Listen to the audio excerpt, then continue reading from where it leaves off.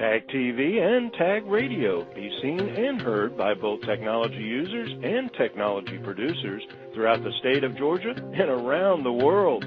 Low cost, big benefits, powerhouse online branded video and audio has arrived.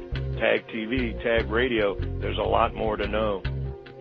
This edition of Tech Talk is brought to you by GlobalSpeak.com, new media consultants, corporate video and audio communications, video and audio production and distribution, live and virtual event production. Tag TV and Tag Radio is a service of GlobalSpeak.com, creatively delivering powerful marketing, video, and audio solutions. Jim, welcome to Tech Talk.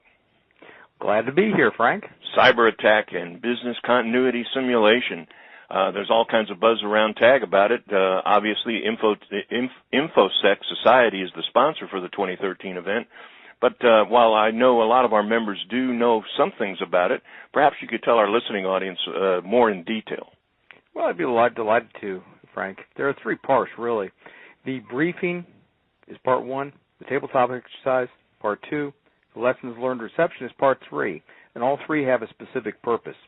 The first of the three is the briefing, which is traditional training. It occurs in the morning and is a little more technical. It is stand-up classroom training. The second part is the tabletop exercise.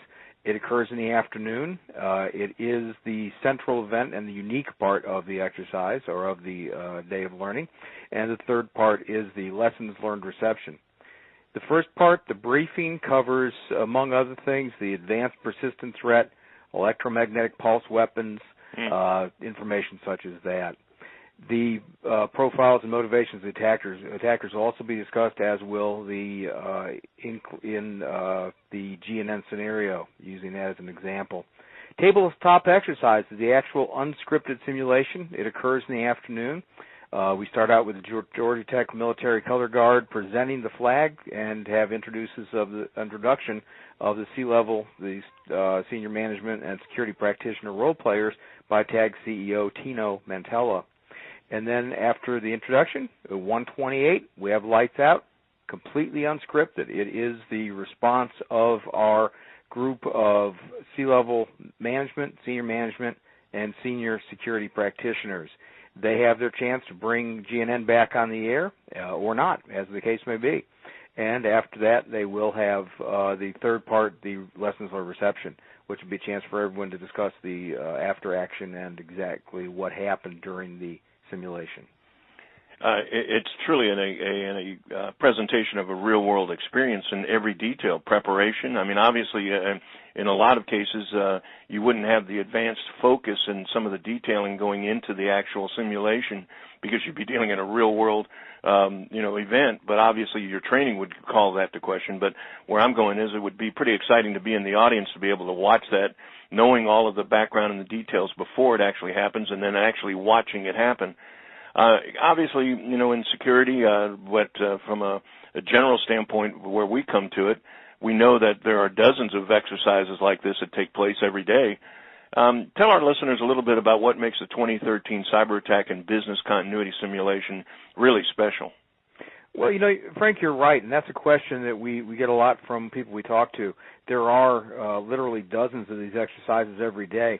The thing that makes the 2013 cyber attack and business continuity simulation special is the fact that it is open to people that don't have security clearances. It certainly is open to people that do have security clearances, but the folks that don't have security clearances are invited. It's applicable to all industries, not just the broadcast industry, which we focus on, but available to everyone. And because it is a real tabletop exercise, they can see what one of these things looks like, even though they may not have the appropriate security clearance for even their own company.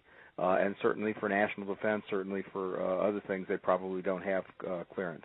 And it's part of the need to share. It's part of us bringing some life to the need to share, a very important mandate for Department of Homeland Security, under which rules we're delivering the exercise. Now, you mentioned GNN earlier and also just commented on broadcast organization. What is GNN, and does it narrow down the lessons that are going to be learned to just the broadcast organizations? No, not really. There is a lesson or multiple lessons to be learned for everybody, regardless of their affiliation or their industry, and that is something I think we need to make real clear up front. GNN stands for Global News Network. There is a real-life organization with a similar name, but it is no intention whatsoever, just simply Global News Network, GNN. And the Global News Network exists as a real framework in which to discuss the security event and the business continuity, which is where we focus a lot of our attention for the exercise. Any of the businesses out there are subject to advanced persistent threats, are subject to EMP homemade weapons. Maybe they're not dealing with terrorists. Maybe they're dealing with rivals, or maybe they're dealing with somebody, ego terrorist who'd like to shut them down for a different reason. But regardless of the reason, Global News Network, GNN, was chosen as a specific framework in which to discuss this and give some life to the exercise. Otherwise, it would be training. It wouldn't be a tabletop exercise. Well, as you're describing it, it sounds so exciting because it reminds me, it's kind of reminiscent of the experience you have when you watch, say, the History Channel, and they show a battle from World War II that if you're not truly interested in the specifics about it, it can be boring, but yet by the time they get finished with their produced documentary, you actually stay amazed, entertained, engaged. And after you leave, you kind of walk away with more knowledge in history than you'd ever would if you had read it out of a history book. From a participant standpoint, now the audience is passive, correct, and watches the participants, or is there any interaction between the audience and the participants? And the other part, if I am a participant, what would I take away from the exercise? Well, that's a good question. The participant, quote unquote, who is on stage obviously has a role to play. They are the CEO of GNN. They are the security auditor, or have a similar function. The audience, however, does participate. The audience participates in that they have the ability to make their opinion known via their cell phone. How about that for unique? They get to say, yes, they think the president of CNN or GNN made a good decision. The staff of GNN made a bad decision. They get to weigh in on it, and they get to, it's as if they have a fighter in the ring. We also have an ability of the people on the stage to have a mentor or a active group in the audience that are watching, that are providing background information, that are providing input. So there's a lot of different ways that the audience participates in this event, a lot more than in traditional training. And it is a tabletop exercise. It is a simulation which leads to the business continuity of GNN and whether GNN gets back up on the air. So we expect the people on the stage to take advantage of all the resources they possibly can, and that includes the people in the audience. Now, from another perspective, let's talk a little bit about suppliers, say, of security products and services. I understand they can participate either as a vendor or as a sponsor. Can you elaborate on that? Sure, you're exactly right, Frank. The vendor role is the traditional vendor role. They are a vendor to GNN. They can go on the website. They can get the request for participation. They can participate as a vendor, and who knows what will happen. If they're a well-known vendor, well-known to the GNN executive team, they may be called upon to help out or to provide some input. Otherwise, they may just sit at the table on stage and, smile and happily go about their business. The second part would be the folks that wish to be sponsors, and that's pretty traditional. They pay a certain amount of money. They get a certain list of benefits as sponsors. But we're really counting on both sponsors from a financial standpoint and vendors from a brain power or intellectual property, IP type of standpoint to participate in the event and make it as rich a information sharing event as it possibly can be, which all tabletop exercises are, just that this one you don't require the security credentials to participate. Well, needless to say, when we're talking about the richness of this kind of production, the idea of getting all of the participants basically rehearsed and the environment created that replicates the experience, you couldn't get started any earlier. I mean, in terms of when you want to get involved. I'm talking to our listening audience now and saying that while we certainly look forward to introducing the 2013 Cyber Attack and Business Continuity Simulation, it is going to be on February 19, 2013 at Georgia Tech's First Center. But I also understand there are only so many seats, and that the audience registration needs to happen kind of quick because obviously Full House sold out.